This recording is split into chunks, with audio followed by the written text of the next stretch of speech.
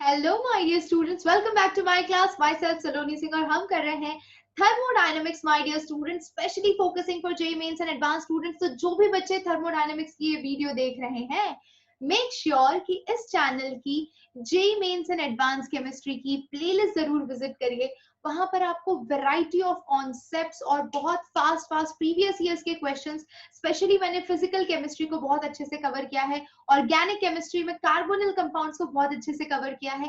तो आप जाकर वो चेकआउट करिए और साथ ही साथ आज के सेशन के लिए पेन और नोटबुक लेकर बैठ जाइए, क्योंकि बहुत ही ज्यादा मजा आने वाला है। थर्मोडायनेमिक्स एक उन चैप्टरों में से है, जेईई मेंस एंड एडवांस की बात कर लें तो, जिसमें से बहुत ही बढ़िया बढ़िया क्वेश्चन बनते हैं।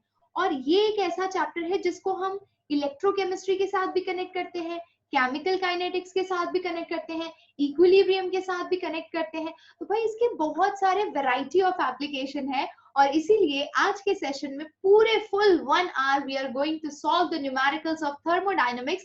तो उससे फायदा क्या होगा, साथ ही साथ आपके जो कॉन्सेप्ट्स हैं वो भी रिवाइज हो जाएंगे। तो चलिए शुरू करते हैं बिना टाइम वेस्ट किए हमारा आज का session my dear students. Let's start.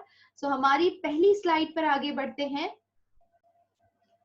Yes my dear students, पहला क्वेश्चन आप स्क्रीन पर देख सकते हैं। पहला क्वेश्चन किसके बेस पर है भाई, देखिए ध्यान से, रुड़की आईआईटी 1989 का क्वेश्चन है। जरा इसको ध्यान से समझ के और अच्छे से सॉल्व करते हैं। तो क्वेश्चन कह रहा है कि calculate the standard heat of formation of carbon disulphide given that the standard heat of combustion of carbon, sulfur and carbon disulfide is given to you। और आपको standard heat of formation of carbon disulphide calculate करना है। तो ऐसा कोई भी question हो, सबसे पहले आपका सबसे पहला काम क्या होता है, बहुत ही आसान है, देखिए ध्यान से। तो पहले इक्वेशन लिखिए, ठीक है। क्वेश्चन नंबर 66 थोड़ा सा लॉन्ग होगा, देखिए ध्यान से। So if you are treating carbon with sulfur, it will give you carbon disulfide। तो ये आपका पहला स्टेप हो गया, और यही हमें कैलकुलेट करना है। बेसिकली क्वेश्चन क्या पूछ रहा है, calculate the standard heat of formation of carbon disulphide. तो ये आपका कार्बन डाइसल्फाइड है, कार्बन और सल्फर से जनरेट हुआ होगा। तो हम जो फर्स्ट रिएक्शन है वो इस तरह से लिखेंगे। अच्छा, अब अगर मुझे ये बनाना है तो मुझे बाकी की चीजें भी फटाफट वैल्यूज लिखनी पड़ेगी, जैसे कि कंबशन ऑफ कार्बन। तो कार्बन का कंबशन यानी C+O2 गिव्स CO2, करेक्ट। इसका एंथैल्पी ऑफ कंबशन है -393.3 किलो जूल, करेक्ट। फिर दिया है आपको enthalpy of combustion of sulphur. तो सल्फर भी ऑक्सीजन की प्रेजेंस में बर्न होगा और क्या देगा आपको, SO2 देगा। यहाँ पे आपको एंथैल्पी ऑफ कंबशन कितनी मिलती है, -293.72 किलो जूल, करेक्ट। तीसरा है enthalpy of combustion of carbon disulphide, यानी CS2 को भी आप O2 की प्रेजेंस में बर्न करेंगे तो ये क्या देगा, सोचिए। एक तो CO2 दे सकता है और एक SO2 दे सकता है, करेक्ट। इक्वेशन को बैलेंस कर लीजिए। तो आपके पास ऑक्सीजन 4 है, तो यहाँ पे 2O2 कर लीजिए, करेक्ट। यहाँ तक तो बहुत सही सही जा रहे हैं आप। और इसका एंथैल्पी ऑफ कंबशन दिया है आपको -1108.76 किलो जूल, करेक्ट। अच्छा, अब मुझे रिक्वायर्ड रिजल्ट चाहिए। तो मुझे रिक्वायर्ड रिजल्ट ऑब्टेन करने के लिए मुझे प्रोडक्ट साइड पे CS2 चाहिए, यानी कि मैं ये थर्ड इक्वेशन को ऑपोजिट डायरेक्शन में लिख लेती हूँ, यानी कि CO2 plus SO2 gives 2O2 plus CS2, correct. अब जरा इक्वेशन 1, इक्वेशन 2 और इक्वेशन 3 पे गौर फरमाइए। तो यहाँ पे बच्चा ये हो जा रहा है 2O2, करेक्ट, और ये हो जा रहा है 2O2। तो रिएक्टेंट और प्रोडक्ट साइड से 2O2 कैंसिल हो जाएगा, सीधी सी बात है। और क्या कैंसिल हो रहा है आपका, तो SO2 इस साइड और CO2 इस साइड कैंसिल हो रहा है। बच क्या गया अब आपके पास, इस इक्वेशन को अभी ध्यान मत दीजिए। So what you are getting finally, my dear students, is C plus ये आपका सल्फर SO2, इसके 2 मोल्स होने चाहिए, यानी मुझे कायदे से सेकेंड इक्वेशन को 2 से मल्टीप्लाई करना चाहिए, ठीक है। तो आपको मिल जाएगा, है ना। तो C प्लस S दे रहा है यहाँ पर CS2, ऐसा सिचुएशन है और मुझे ऐसा कुछ चाहिए। ठीक है, तो मैं क्या कर रही हूं, let's take equation number 2 into 2। Equation number 2 को 2 से मल्टीप्लाई कर लेते हैं, उसके अंदर इक्वेशन नंबर 1 ऐड कर लेते हैं और उसमें से इक्वेशन नंबर 3 सब्ट्रैक्ट कर देते हैं, तो आपको आपका रिक्वायर्ड रिजल्ट मिल जा रहा है, यानी C + 2S give CS2। Correct, आसान है। वैल्यूज को प्लेस करिए और उसे सॉल्व करिए, तो मैं यहां पर कर देती हूँ आपके लिए। So when you are placing all the values, let's take equation 2। Equation 2 की वैल्यू है -293.72। इसको आपको -293.72 इसको 2 से मल्टीप्लाई करना है, ठीक है, प्लस इक्वेशन 1 में है आपके पास -393.3 किलो जूल, एंड आपको लेना है इक्वेशन 3, ठीक है, तो इक्वेशन 3 माइनस में लेना है, and then you are getting -1108.76। Problem solve करिए पूरा अच्छे से, है ना, and you will be getting final answer as, my dear students, you will be getting approximately near about 128.02 kilojoule per mole. Solve this and check out. So हमारा option C correct है इस case में, ठीक है। अब बढ़ते हैं next question की तरफ माय डियर स्टूडेंट्स, यानी कि question number 67। Let's clear out all the drawing and we are back here. So 67th question, the difference between heat of reaction at constant pressure and constant volume for the reaction 2C6H6 plus 15O2 12CO2 6H2O। Okay, तो आपको इसमें निकालना है difference between heat of reaction my dear students. तो इसको solve करने के लिए बच्चा आपको ये तो पता है कि delta H minus delta U is equals to delta nRT, correct, where U stands for your internal energy and H stands for your enthalpy. This you already know, and that is here if you are placing all the values, n की value आप क्या रख सकते हैं इस case के लिए बच्चा, 67th क्वेश्चन के लिए आपका n का वैल्यू क्या होगा, तो नंबर ऑफ गैसियस मोल निकालने पड़ेंगे।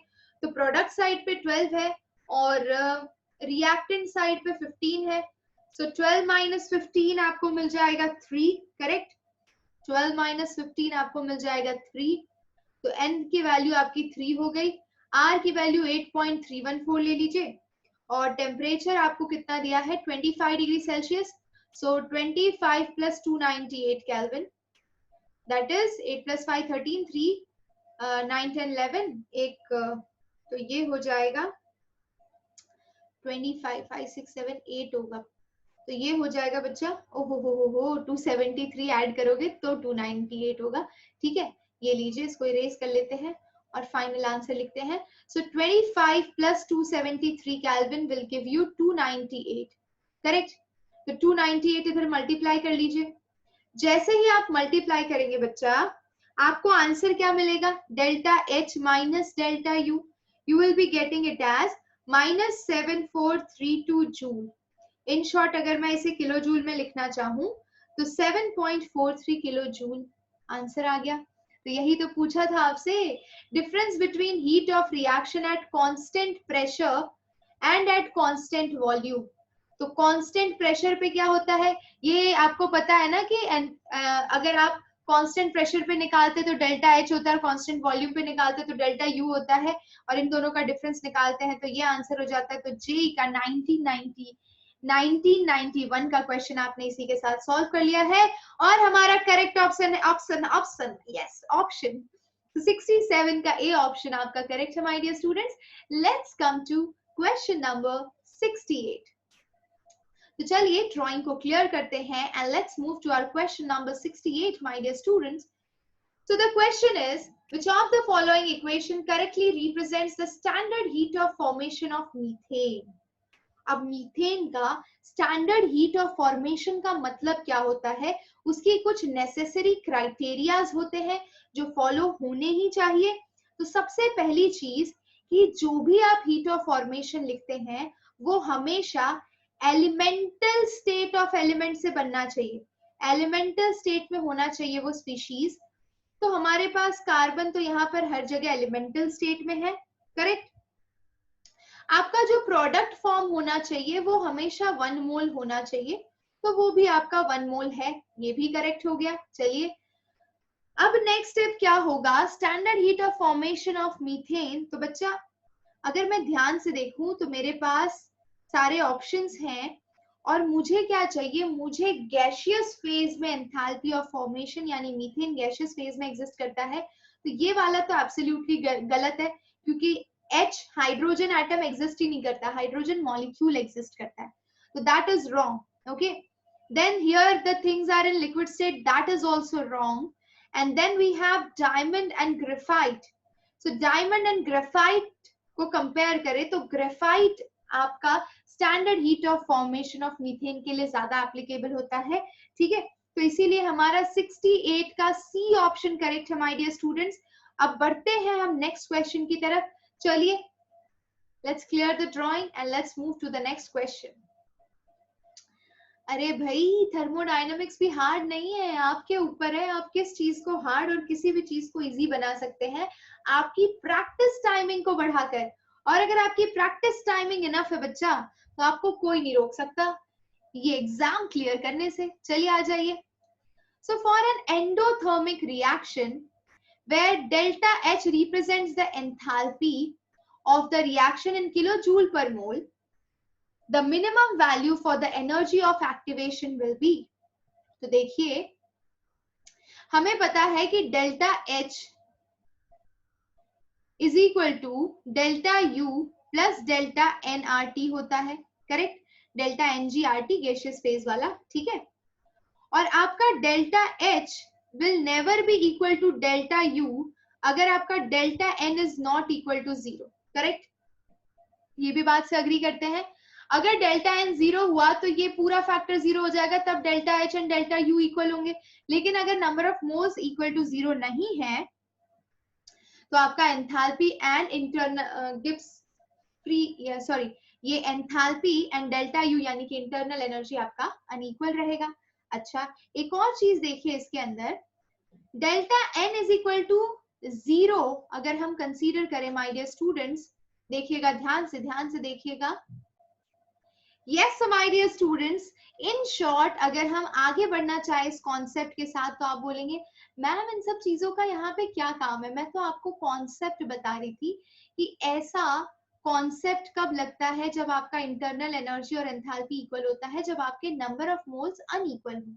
ठीक है, अब ये कॉन्सेप्ट इसी पेज पे कहीं ना कहीं यूज तो होने ही वाला है, लेकिन हम जो पहला क्वेश्चन कर रहे हैं बच्चा उसमें देखिए आपका रिएक्शन एंडोथर्मिक है और delta H represents the enthalpy of reaction in kilojoule per mole, the minimum value of energy of activation will be. है ये तो एकदम आसान है, तो मिनिमम एक्टिवेशन एनर्जी 0 हो सकती है, सीधी सी बात है, तो बस बी ऑप्शन करेक्ट है।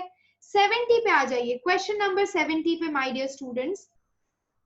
सो क्या बोल रहा है question number 70, the bond dissociation energy needed to form benzyl radical from toluene is, benzyl radical बनाना है आपको टोल्यूइन से, is dash then the formation of methyl radical from methane. तो बच्चा इसके अंदर toluene is much less much equal none of the above, तो less तो नहीं है, इक्वल भी नहीं आएगा, नन ऑफ द अबव भी नहीं आएगा, मच की जगह मोर कर लीजिए, मोर आएगा, क्योंकि टोल्यूइन का फ्री रेडिकल करना इज क्वाइट डिफिकल्ट। ये देखिए CH3 था, तो मैं अगर इसको CH2H और इस तरह से इसको बनाना चाहूं, है ना, CH2 का फ्री रेडिकल प्लस H का फ्री रेडिकल, तो it's quite difficult as compare to preparation of a methyl free radical from methane, correct, समझ रहे हैं, तो मोर होगा, करेक्ट। अब क्वेश्चन नंबर 71 पे आ जाइए। तो क्वेश्चन नंबर 71 पे my dear students, for which value delta H will be unequal to delta U यानी कि delta E and delta U are both are same thing. तो दोनों कब अनइक्वल होंगे, सीधी सी बात है, delta N should be unequal to 0 यानी कि डेल्टा N की कुछ वैल्यू आनी चाहिए आपकी। तो अगर मैं देखूं गैसियस फेज में इन एलिमेंट्स को, तो ये तो 2 है और ये भी 2 है, तो 2 - 2 0, तो यहाँ पे तो इक्वल हो जाएंगे। ठीक है, अगर मैं इसमें देखती हूँ C + O2 गिव्स CO2, तो ये आपका गैसियस फेज में है my dear students, correct, gaseous phase में है और ये आपका गैसियस फेज में है, तो 1 - 1 ये भी 0 आ जाएगा। अगर मैं N2 plus 3H2 gives 2NH3, तो ये तो सब gaseous phase में होते हैं, तो 2 minus 3 plus 1 4, तो ये -2 आएगा, इसकी वैल्यू होगी। NHCl NaOH NaCl यहाँ पे तो है ही नहीं, डेल्टा N तो निकलेगा ही नहीं क्योंकि सब एक्वस फेज में होते हैं, यानी इस केस में डी ऑप्शन आपका एब्सोल्युटली करेक्ट है my dear students. I hope you got the concept, बहुत ही आसान था, बहुत ही इजी था, सिंपल था। चलिए अब आगे बढ़ते हैं। Let's clear this drawing my dear students, let's clear it out, yes, and let's move to the next slide. Okay, आ जाइए नेक्स्ट स्लाइड पर। वाह, सो क्वेश्चन नंबर 72, ये कौन से ईयर का क्वेश्चन है बच्चा, देखिए ध्यान से, IIT JEE 1997, काफी पुराना है, लेकिन concept again the same concepts are being repeated again and again, so we'll go with it। देखिए, standard molar enthalpy of formation of CO2 is equal to 0. B, standard molar enthalpy of combustion of gaseous carbon, the sum of standard molar enthalpy of formation of CONO2, the standard molar enthalpy of combustion of carbon graphite। अभी हमने थोड़ी देर पहले देखा कि अगर मुझे CO2 का standard देखना है तो मुझे कार्बन को ग्रेफाइट फॉर्म में लेना होगा और ऑक्सीजन लेना होगा, ठीक है। तो सीधी सी बात है, लास्ट वाला आंसर हमारा एब्सोल्युटली करेक्ट है। एक तो फॉर्मेशन की बात कर रहे हो तो आपके दोनों स्टार्टिंग मटेरियल एलिमेंटल स्टेट में होने चाहिए जिस फॉर्म में वो एग्जिस्ट करते हैं, और जो आपका प्रोडक्ट होता है वो 1 मोल बनना चाहिए, ठीक है। तो ये तो यहाँ पे तो आप मॉलिक्यूल ले रहे हो इसलिए ये गलत हो गया, and that is equal to standard molar enthalpy of combustion of gases carbon, absolutely wrong. So हमारा ऑप्शन डी यहाँ पे एकदम करेक्ट दिखाई दे रहा है। आई होप यू गॉट इट। चलिए अब नेक्स्ट क्वेश्चन पे आगे बढ़ते हैं। इसी तरह से करते जाइए क्वेश्चन, एक एक क्वेश्चन को जान से मारते जाइए माय डियर स्टूडेंट्स। चलिए बढ़ते हैं नेक्स्ट क्वेश्चन की तरफ, question number 73, and there it is on your screen my dear students, let's go. तो यहां पे दिया है आपको molar heat capacity of water in equilibrium with ice at constant pressure is. So बच्चा इसके लिए आपको ये रिलेशन पता होना चाहिए कि Cp is equal to delta H by delta T at constant P, है ना। और जब आप इक्विलिब्रियम की बात करते हो, at equilibrium T is constant, है ना, और T constant होता है तो आपका change in temperature will become 0। तो अगर चेंज इन टेम्परेचर अगर आपका 0 हो गया तो आप बोल सकते हैं कि Cp अटेन्स इंफिनिटी, क्योंकि जो भी वैल्यू 0 होती है तो फिर नीचे डिनोमिनेटर 0 होता है तो वो इंफिनिटी जाती है। तो हमारा आंसर बी एब्सोल्युटली करेक्ट है इसके अंदर।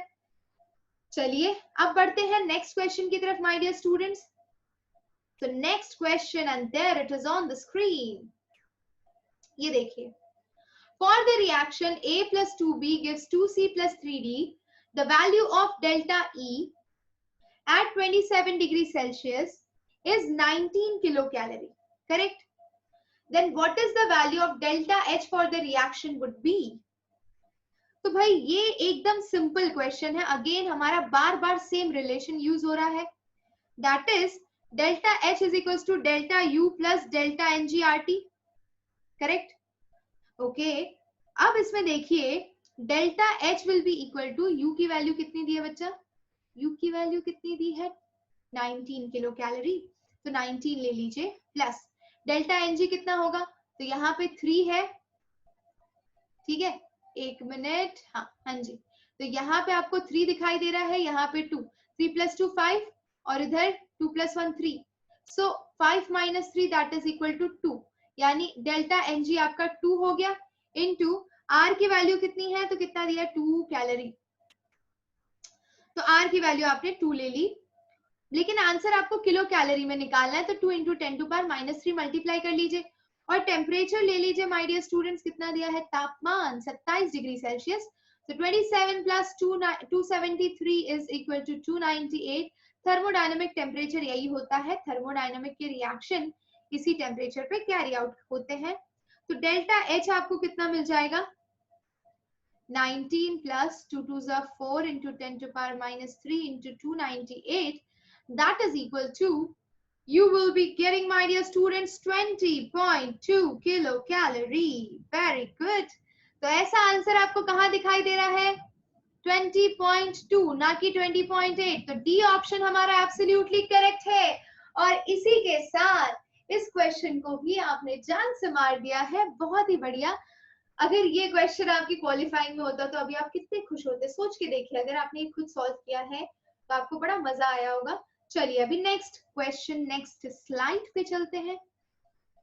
तो अगला क्वेश्चन माय डियर स्टूडेंट्स आपकी स्क्रीन पर ये रहा। The enthalpy of solution of BaCl2 and BaCl2.2H2O are minus 20.6 and 8.8 kilojoule per mole. The enthalpy change for the reaction will be. तो बच्चा इसके अंदर आपको क्या करना होगा? आपको दिया है enthalpy of solution and BaCl2.2H2O, correct? Simple है, दोनों को सब्ट्रैक्ट करो, आंसर निकल जाएगा एंथैल्पी चेंज का। तो पहले वाले का कितना है? -20.6। उसमें से आपको कितना माइनस करना पड़ेगा? 8.8 किलो जूल। दोनों किलो जूल में ही है तो कोई दिक्कत नहीं है, सब्ट्रैक्ट करोगे तो ये तो ऐड हो जाएगा।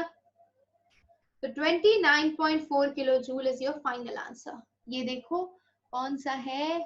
-29.4 will be the final answer. D option is correct, my dear students. Let's move to Roorkee IIT 1999 question number 76. I hope आपका भी टारगेट हो कि हम IIT रुड़की में जाएं या IIT मुंबई में जाएं या IIT दिल्ली में जाएं। बच्चा ये कुछ IITs है, इनका अलग ही रुतबा है।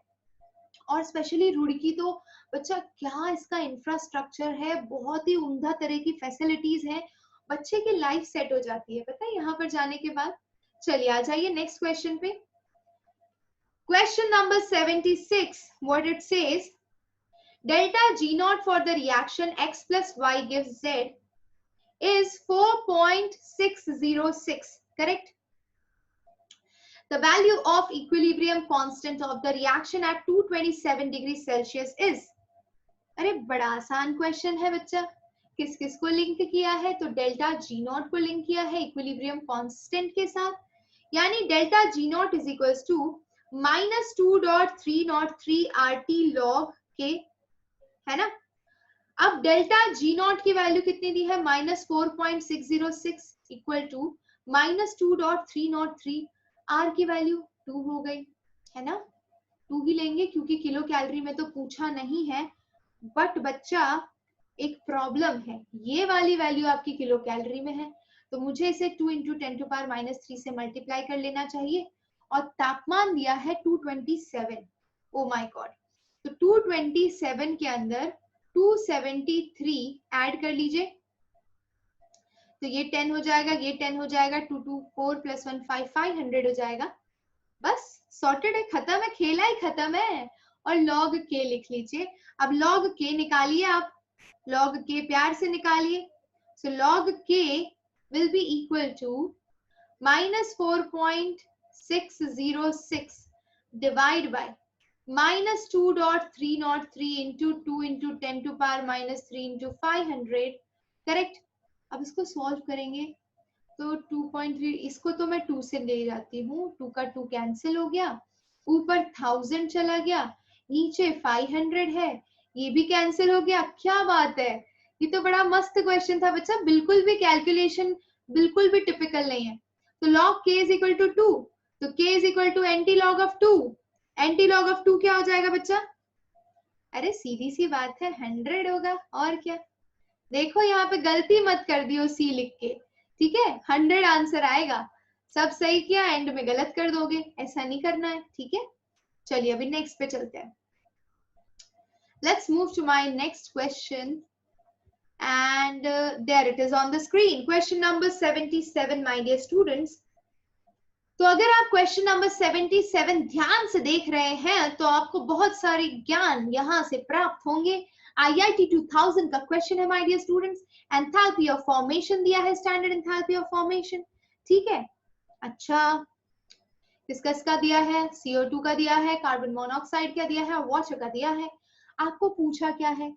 The standard enthalpy change for the reaction पूछा गया है, यानी कि आपको डेल्टा H निकालना है माय डियर स्टूडेंट्स। चलिए निकालते हैं। सो आपका डेल्टा H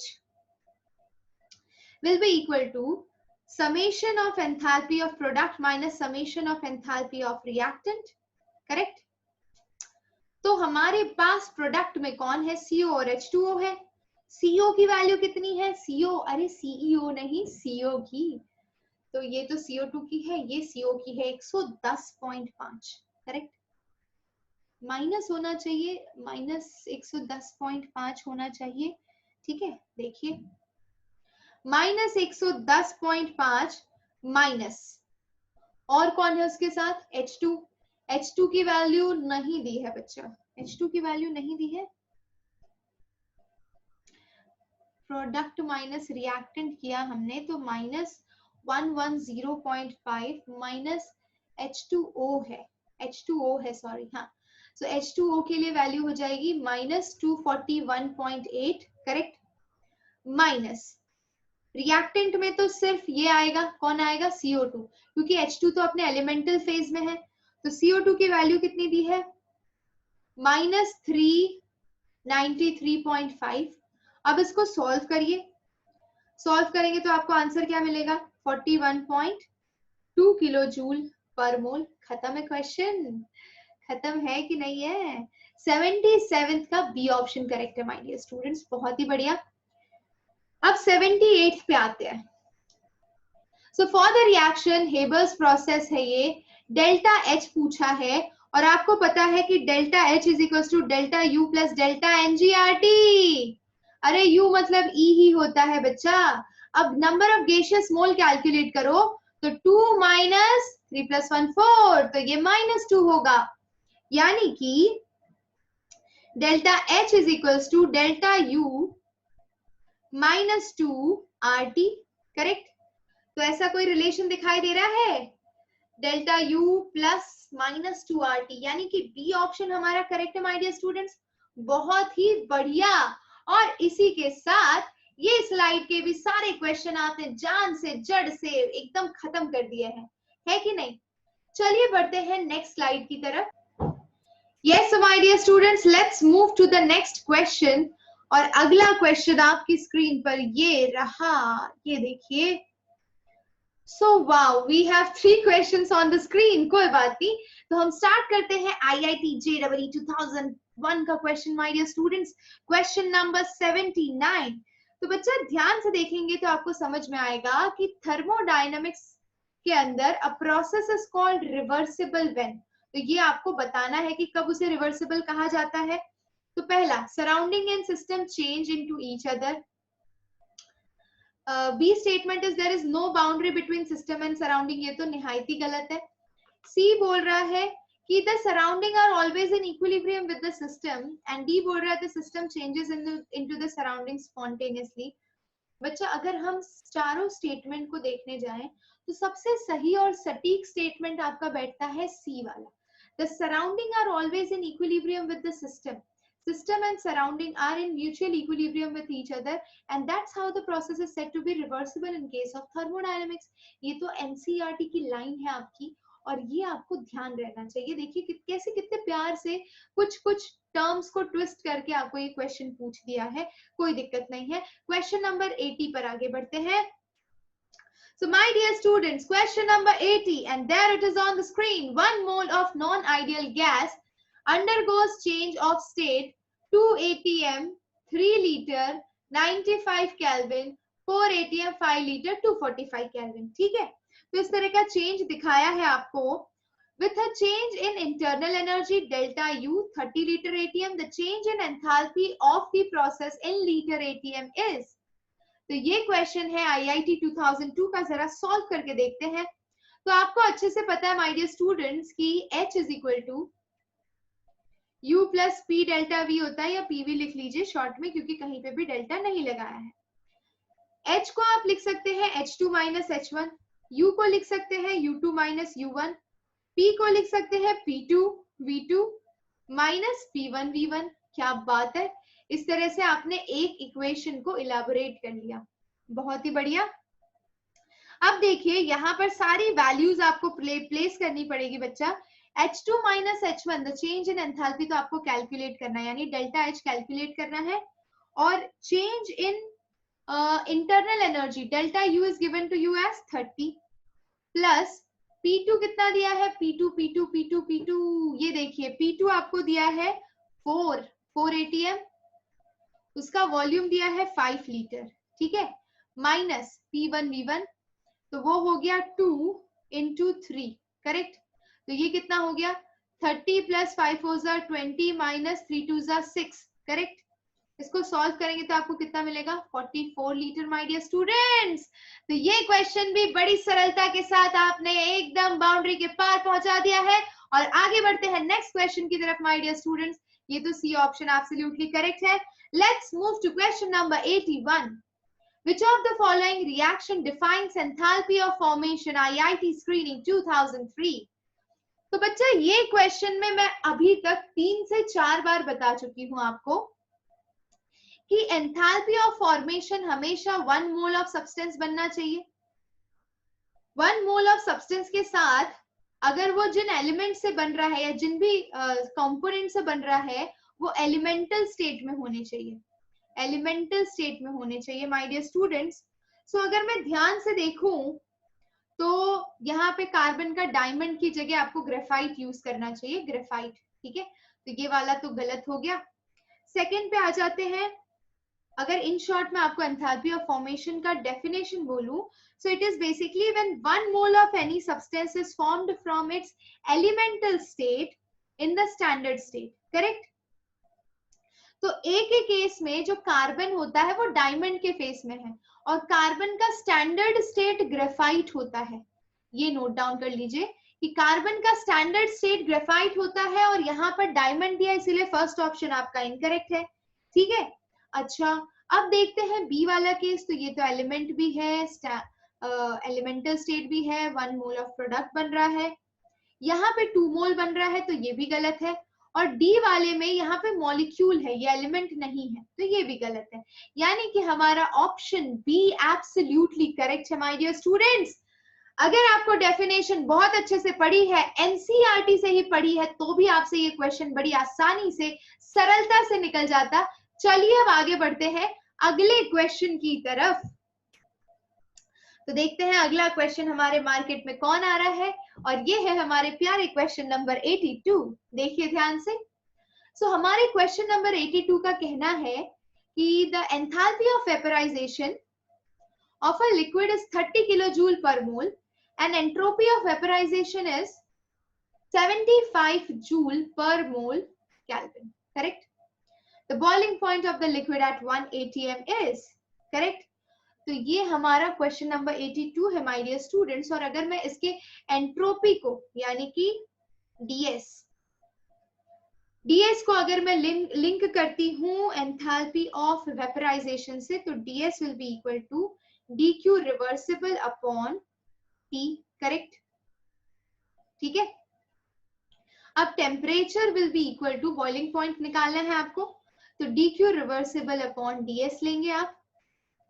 तो dq कितना है, आपको कितना दिया है 30 kilo joule enthalpy of vaporization. So 30 into 10 to power 3, क्योंकि हम वैल्यू जूल में निकाल रहे हैं, करेक्ट।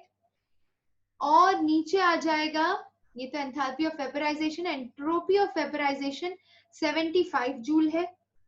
दोनों को डिवाइड करेंगे तो कितना आएगा, 7 प्लस 5 12 होता है, तो 3 10 30, 3 2 6, 3 5 15, करेक्ट।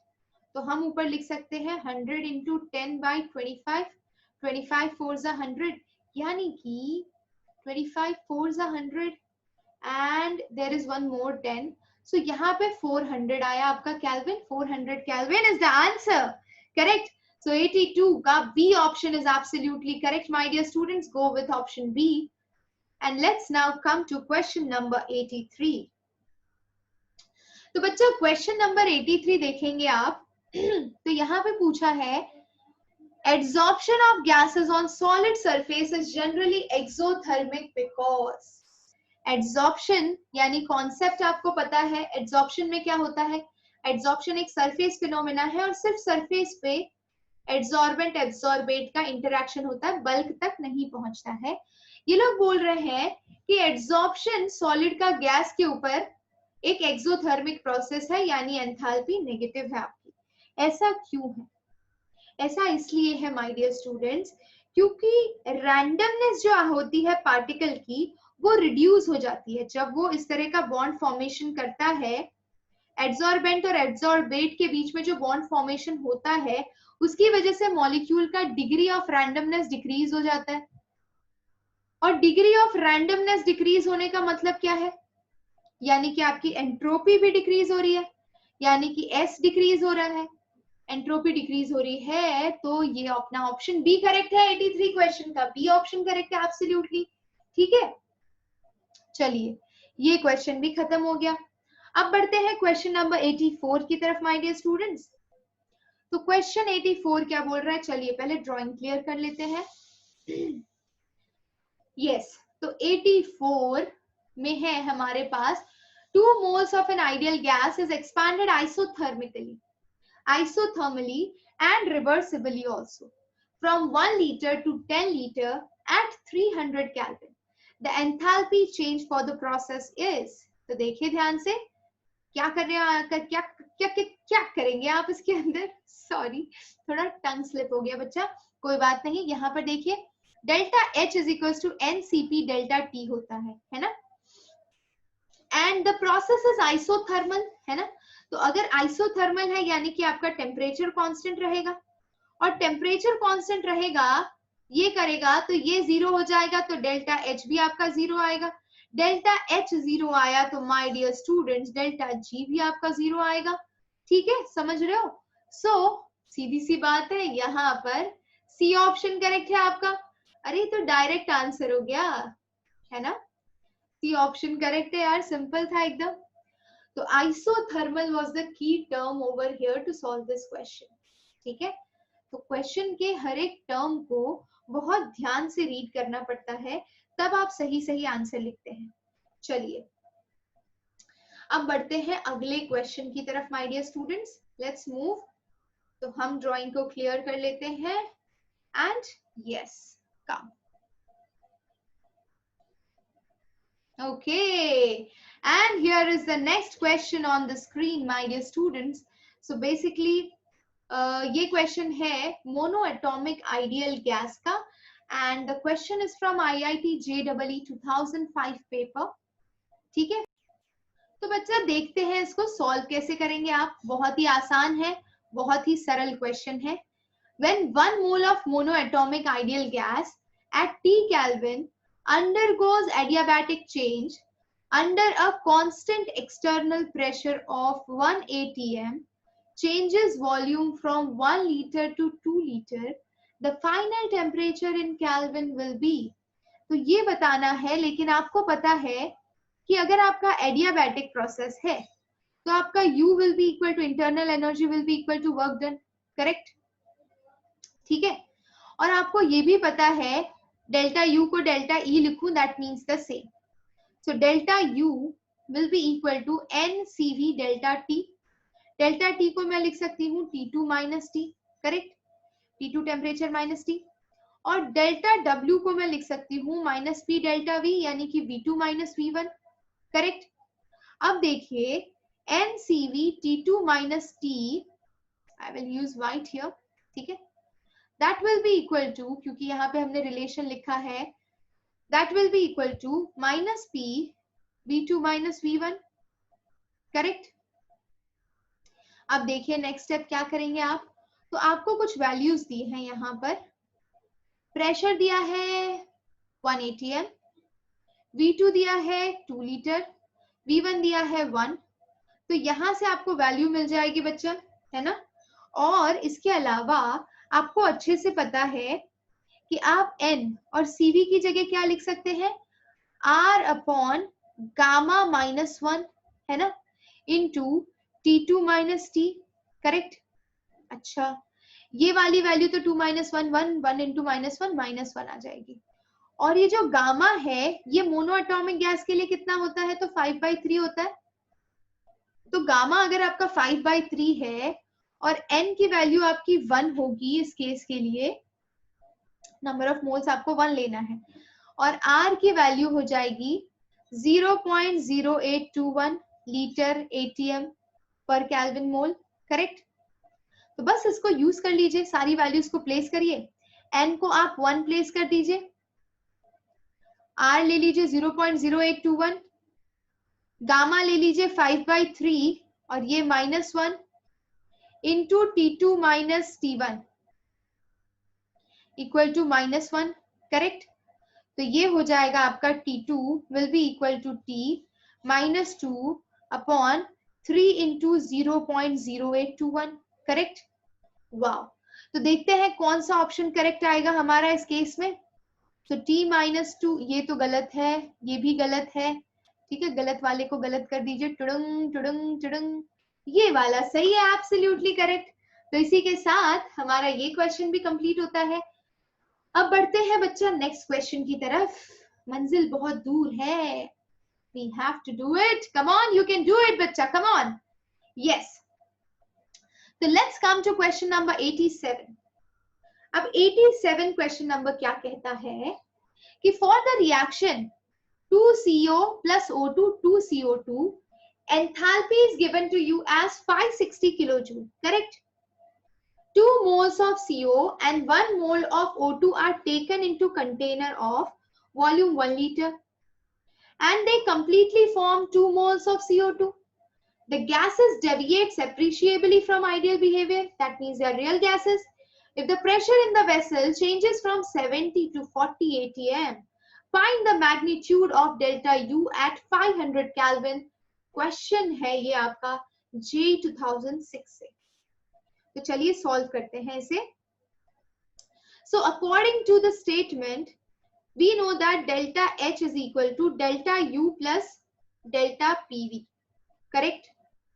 यानी हम इसे ऐसा लिख सकते हैं delta H is equals to delta U plus V delta P, correct. Okay, अब आपको पता है कि delta U is equals to delta H minus V delta P, है ना। अब V यहाँ पर डेल्टा H की वैल्यू आपको दी होगी बच्चा, that is given to you as 560, correct, use कर लीजिए। माइनस वॉल्यूम कितना दिया है, वॉल्यूम आपको कितना दिया है 1 लीटर, 1 लीटर, करेक्ट, तो 1 ले लीजिए। और डेल्टा P आपको कितना दिया है, so we are given with the value of 70 to 40, यानी डेल्टा P हो गया 30, 70 माइनस 40 इज 30, और 1 लीटर एटीएम को चेंज करना है तो 0.1 से हमें मल्टीप्लाई करना होगा। So what we are getting here is 560 minus 3. So 560 minus 3 आपका आंसर हो गया बच्चा, माइनस माइनस प्लस होना चाहिए, माइनस 560 है ना, डेल्टा H माइनस 560 है बच्चा यहाँ पर, ठीक है। तो ये मिस्टेक मत करिएगा, ये वैल्यू नेगेटिव में होगी, यहाँ पर ये नेगेटिव में आएगी, ठीक है। तो ये माइनस 560, तो ये आपको वैल्यू मिलेगी minus minus minus minus plus 563 होना चाहिए, माइनस 560 माइनस 1 माइनस 560 माइनस 3, सो ये प्लस 563 आना चाहिए। कुछ मिस्टेक हो रही है, कोई दिक्कत नहीं है, ध्यान से देखिए, we will check it out. Minus 150 minus 1 into 30 into 0.1, so we are getting in short, okay, plus 563, ठीक है। ये बीच वाला स्टेप उड़ा दीजिए, अब आपका सही है, एब्सोल्युटली करेक्ट। तो हमारा सही ऑप्शन है बच्चा 563, एंड यस, ये क्वेश्चन भी आपका जड़ से उखाड़ के फेंक दिया है हमने। Question number 87 is also done. Let's move to the next question my dear students. So we have here on the screen question number 88, ठीक है बच्चा। अब क्वेश्चन नंबर 88 के लिए अगर मैं, यस माय डियर स्टूडेंट्स, बढ़ते हैं नेक्स्ट क्वेश्चन की तरफ, और आपको स्क्रीन पर दिखाई दे रहा है क्वेश्चन नंबर 88। अब बच्चा क्वेश्चन नंबर 88 की जब आप बात कर रहे हो, मैंने आपको 2 बार बता दिया है, ज्यादा डिफिकल्ट नहीं है, देखो ध्यान। तो यहाँ पर देखिए, सबसे पहले A to C का देखते हैं। अब अगर आप A to C का देख रहे हैं तो A to C के लिए delta S is equal to 50, C to D के लिए जा रहे हैं तो आपका delta S is equal to 30 है, एंड D to B जा रहे हैं बच्चा तो डेल्टा S आपका -20 है, करेक्ट, ठीक है। डी टू बी यानी ऑपोजिट डायरेक्शन हम ले रहे हैं, इसलिए हमने इसकी वैल्यू नेगेटिव में लिखी है।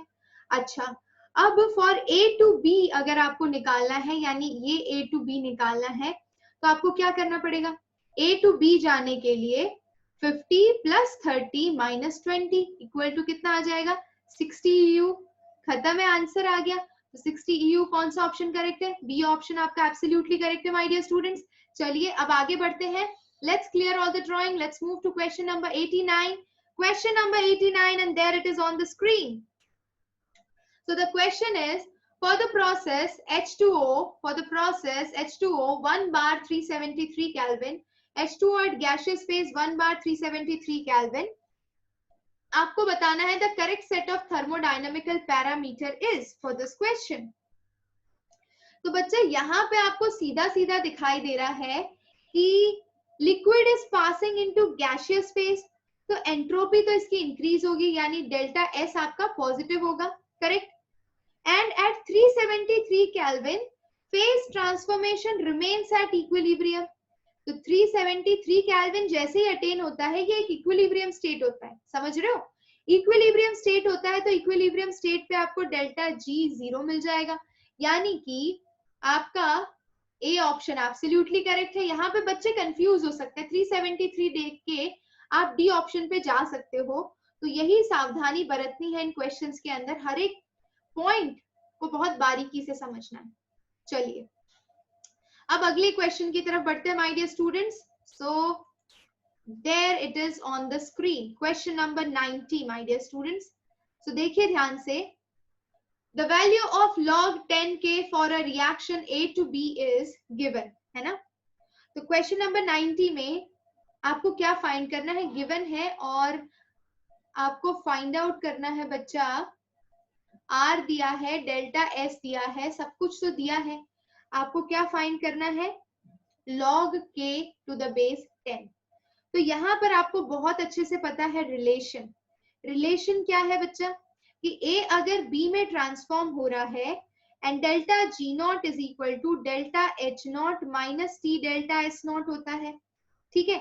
Delta G not will be equal to delta H not कितना है? तो डेल्टा H नॉट अगर आप इसके लिए देखेंगे तो 0 हो जाएगा बच्चा, है ना?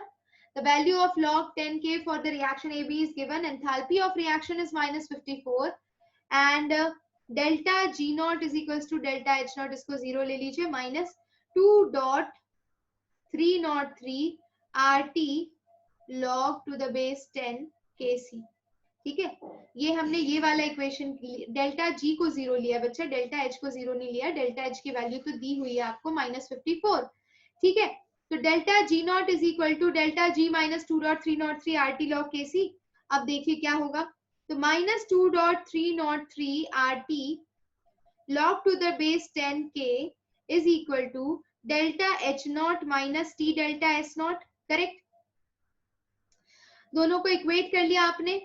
अब इक्वेट करने के बाद आप फाइंड आउट कर लीजिए, मुझे इसकी वैल्यू निकालनी है क्वेश्चन के हिसाब से, तो बाकी सारी वैल्यूज प्लेस करनी पड़ेगी।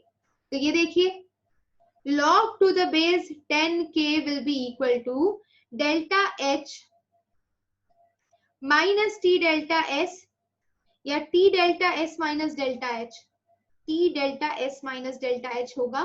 ये देखिए यहाँ पर थोड़ा सा करेक्शन कर लीजिए, ठीक है? देखिए ध्यान से, so minus 2.303 log 10k is equal to delta H not minus T delta S not, और अगर मैं इसका माइनस साइन रिप्लेस करूं तो ये इक्वेशन हो जाएगा 2.303 RT log to the base 10 Kc is equal to T delta S minus delta H not, correct? अब यहाँ पर उस वैल्यू को यूज कर लीजिए, log 10k will be equal to T delta S not minus delta H not upon 2.303 RT, correct? अब values रखिए, तो you will be getting 298 into 10 plus 54.07, ये दिया हुआ है आपको, किलो जूल में दिया हुआ है, तो इसको जूल में कन्वर्ट कर लेते हैं, तो 10 to power 3 से मल्टीप्लाई कर लीजिए, डिवाइड बाय 2.303, R की वैल्यू 8.314 है और टेम्परेचर हो गया आपका 298 केल्विन माय डियर स्टूडेंट्स। देखिए आंसर के मंजिल के बहुत करीब है आप, इसको सॉल्व करिए बच्चा और आपको आंसर मिल जाएगा। कितना मिलेगा? आंसर सॉल्व करिए तो log to the base 10 Kc will be 10 और इसी के साथ हमारा बी ऑप्शन में देखिए बी ऑप्शन एब्सोल्युटली करेक्ट है माय डियर स्टूडेंट्स। ये देखिए है ना। चलिए तो क्वेश्चन नंबर 90 भी खत्म हुआ इसी के साथ। अब क्वेश्चन नंबर 91 पे रुक करते हैं। तो क्वेश्चन नंबर 91 क्या कहता है? The species which by definition has zero standard molar enthalpy of formation at 298 kelvin is. तो बच्चा अकॉर्डिंग टू द स्टेटमेंट आपके पास कोई भी सब्सटेंस एलिमेंटल फेज में हो तो उसका एंथैल्पी स्टैंडर्ड एंथैल्पी आपका जीरो होता है और ब्रोमीन स्टैंडर्ड कंडीशन में लिक्विड स्टेट में एग्जिस्ट करता है।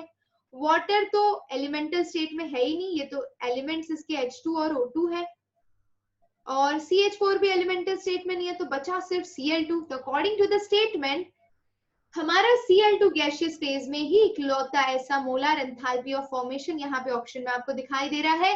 तो बस वो ऑप्शन करेक्ट है। IIT JEE 2010 का क्वेश्चन इसी के साथ खत्म करते हुए जान से चलिए आगे बढ़ते हैं। Let's move to the next question my dear students. So हमारा अगला क्वेश्चन हमारी स्क्रीन पर ये रहा। So we have two good questions over here. Let's solve both of them. पहला है using the data provided, calculate the multiple bond energies of C triple bond C bond in C2H2. That energy is take the bond energy of CH bond as 350. Okay. और बाकी का आपको enthalpy दिया है और आपको निकालना क्या है?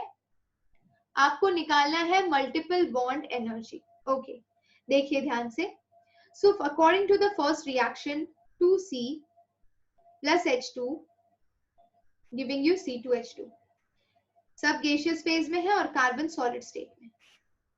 तो 2C की बात करें तो मुझे इसे गैसियस फेज में ट्रांसफॉर्म करना पड़ेगा, हाइड्रोजन को भी गैसियस फॉर्म में ट्रांसफॉर्म करना पड़ेगा, then it is getting converted to C2H2।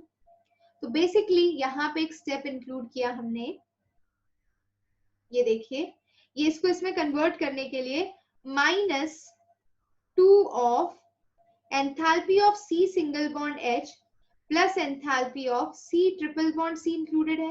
Correct, यहाँ पे तो वही इंक्लूडेड है ना, ये C triple bond C H H, तो CH के आपके पास 2 बॉन्ड है और C ट्रिपल बॉन्ड C का 1 बॉन्ड है।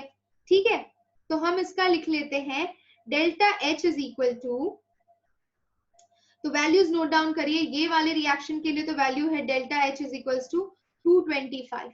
Correct, and delta H for 2C solid state से गैसियस स्टेट में कन्वर्ट होने के लिए 1410 लग रहा है, तो हम पहले वो ले लेते हैं 1410 प्लस H2 को गैसियस स्टेट से एटॉमिक स्टेट में लाने के लिए 330 लग रहा है, तो 330 ऐड कर लेते हैं, माइनस, अब देखिए अंदर साइड पे, तो यहाँ पे CH बॉन्ड की बॉन्ड एंथैल्पी कितनी दी है 350, तो ऐसे 2 बॉन्ड है तो 2 इंटू 350। करेक्ट, 2 इंटू 350 और ये माइनस इसके साथ आएगा तो माइनस प्लस माइनस, यानी कि minus enthalpy of C triple bond C आपको फाइंड आउट करना है। और ये टोटल एंथैल्पी कितनी दी है क्वेश्चन के अंदर? So total enthalpy is given to you as 225. So 225 is equals to 1410 plus 330 minus 5 2s are 10, 3 2s are 6, 8 7, 700 minus enthalpy of C triple bond C find out करिए। बहुत आसान क्वेश्चन है ये, देखिए। So as you will proceed further, you will get E C triple bond C is equal to 1740 minus 700 minus 225। Correct, इन दोनों को add कर लिया हमने, and at the end you will be getting plus 815 kilo joule per mole, और ये रहा आपका आंसर बच्चा, ऑप्शन डी एब्सोल्युटली करेक्ट है इस क्वेश्चन के लिए। चलिए अब बढ़ते हैं क्वेश्चन नंबर 94 की तरफ माय डियर स्टूडेंट्स। स्क्रीन को क्लियर करते हैं और क्वेश्चन नंबर 94 को रीड आउट करते हैं, है ना। So question number 94, a piston filled with 0.04 mole of an ideal gas expands reversibly from 50 ml to 375 ml at a constant temperature of 37 degrees Celsius. As it does so, it absorbs 208 joule of heat. The value of Q and W for the process will be. सीधी सी बात है, JEE Mains 2013 का question है, जरा solve करके देखते हैं। तो क्वेश्चन है आइसोथर्मल एक्सपांशन का बच्चा, और आपको पता है कि आइसोथर्मल एक्सपांशन में क्या होता है, Q is equal to minus W होता है ना, करेक्ट। अच्छा, यहां पर आपको एक और चीज दिखेगी, क्योंकि आइसोथर्मल है तो डेल्टा यू आपका 0 हो जाएगा। Q हमें पता है प्लस 208 दिया हुआ है, 208 जूल, करेक्ट। तो वर्क डन आपका कितना हो जाएगा, माइनस 208 जूल एक्सपांशन वर्क। तो भाई आ गया आंसर आपका। तो 94th का कौन सा ऑप्शन करेक्ट है, फर्स्ट ऑप्शन एब्सोल्युटली करेक्ट है, कुछ करना ही नहीं था, स्टेटमेंट के हिसाब से जाना था बच्चा। अच्छे से थर्मोडायनामिक्स पढ़े हो ना, तो इसमें कहीं गलती हो ही नहीं सकती है, समझ गए। चलिए एक और स्लाइड करेंगे और उसके बाद हमारा ये सेशन हम वाइंड अप कर लेंगे। चलिए आ जाते हैं। तो बच्चा स्क्रीन पर आपको दिखाई दे रहा है क्वेश्चन नंबर 106, जो कि JEE Mains 2019 का है। अब JEE Mains 2019 का है यानी पिछले साल ही आया है, लेकिन क्वेश्चन बड़ा आसान है, देखिए कैसे सॉल्व होगा। The process has delta H 200 joule, delta S 400 joule per मोल पर kelvin. Choose the minimum temperature above which the process will be spontaneous। समझ रहे हो। तो बच्चा इसके लिए आपको पता है delta G is equal to delta H minus T delta S होता है, and T is equal to delta H by delta S, correct. Delta H is 200, S is 40, 4 5s are 20, so you are getting temperature as 5 Kelvin. Wow, you got the answer. Be happy man, here it is. So A option is absolutely correct. अब बढ़ते हैं question number 107 की तरफ। JEE Mains 2019 का question है बच्चा, और इस क्वेश्चन के अंदर अगर आप ध्यान दें तो किसकी बात हो रही है, the process with negative entropy change is, है ना। एंट्रोपी चेंज आपकी नेगेटिव आनी चाहिए, यानी कि एंट्रोपी चेंज कब नेगेटिव आएगी, तो dissolution of iodine in water, I2 plus H2 पहले तो डिसॉल्व ही नहीं होता है ढंग से, है ना, नॉन पोलर है आयोडीन वाटर के लिए। Synthesis of ammonia from N2 and H2, तो N2 plus 3H2 gives 2NH3, सब गैसियस फेज में है। तो इधर डेल्टा Ng कितना हो जाएगा, 2 माइनस 4 यानी -2, और अगर मैं डेल्टा G निकालना चाहूं, यहाँ पर डेल्टा Ng क्योंकि आपका स्मॉलर देन 0 है, तो इस केस में डेफिनेटली आपका एंट्रोपी भी नेगेटिव आएगा, यानी बी ऑप्शन आपका एब्सोल्युटली करेक्ट है। वहीं पे अगर आप आगे के ऑप्शंस देखते हो, dissolution of CaSO4 to CaONSO3, तो dissolution of CaSO4 to CaONSO3 इसके अंदर तो कोई चांस ही नहीं है, और सब्लिमेशन भी गया भाड़ में। तो इसी के साथ 107th क्वेश्चन भी आपने बड़े ही प्यार से खत्म कर दिया बच्चा। चलिए आगे बढ़ते हैं नेक्स्ट क्वेश्चन की तरफ। आई डोंट थिंक कि अब हमारे पास क्वेश्चंस हैं। Okay, yes, I was absolutely correct. So we don't have any more questions my dear students. हमने बहुत ही अच्छे से थर्मोडायनेमिक्स के कई सारे बेसिक फॉर्मूलाज निपटा लिए हैं, और इसके अंदर बेसिक चीजें, एक तो साइन कन्वेंशन आपको ध्यान रखना है। अभी तक के क्वेश्चन करके इंपॉर्टेंट टॉपिक्स बता रही हूँ आपको। साइन कन्वेंशन बहुत ही नेसेसरी है, याद रखना। जितने भी डेल्टा यू के आइसोथर्मल एडियाबैटिक कंडीशन है, ये सब के लिए जो फॉर्मूला बनता है वो आपको ध्यान रखना। आइसोथर्मल हो गया, एडियाबैटिक हो गया, रिवर्सिबल इरिवर्सिबल एक्सपांशन हो गया, फिर एंथैल्पी ऑफ फॉर्मेशन हो गया, स्टैंडर्ड एंथैल्पी ऑफ फॉर्मेशन हो गया। ये सारी चीजें बहुत इंपॉर्टेंट है इस चैप्टर में, जो आपको प्राइम फोकस करनी है। तो what you have to do simply, इन सारे और क्वेश्चंस की प्रैक्टिस करिए, हम मिलेंगे अगली बार नेक्स्ट सेशन में इसी एनर्जी, इसी जोश के साथ और भी ढेर सारे प्रीवियस ईयर्स के क्वेश्चन के साथ। सो आई होप कि आपने आज का सेशन बहुत ही एंजॉय किया होगा और आपके चेहरे पर क्वेश्चन सॉल्व करने के बाद स्माइल भी जरूर आई होगी। तो यस बच्चा, अगर आपको सब कुछ समझ में आया है तो सिंपल सी चीज करनी है आपको, चैनल को कर लीजिए लाइक, सब्सक्राइब भी कर लीजिए और शेयर भी कर लीजिए। साथ ही साथ एक और ऑप्शन दे रही हूँ आपको, तो नीचे डिस्क्रिप्शन में एक लिंक दी है, वो लिंक आप चाहें तो प्ले स्टोर में जाके वहां से इस पर्टिकुलर चैनल का एप्लीकेशन डाउनलोड कर सकते हैं आप, और वहां से आप जेईई मेंस, एडवांस और अदर कॉम्पिटिटिव एग्जाम का सारा स्टडी मटेरियल फ्री में एक्सेस कर सकते हैं। तो इससे अच्छी खुशी की बात क्या होगी? ठीक है, बस इसी तरह पढ़ते रहिए, हंसते रहिए, मुस्कुराते रहिए। Be happy, be healthy, be Chanakya. मिलेंगे हम नेक्स्ट क्लास में। Till then, take care, love you all my dear students. Bye bye, take care, see you.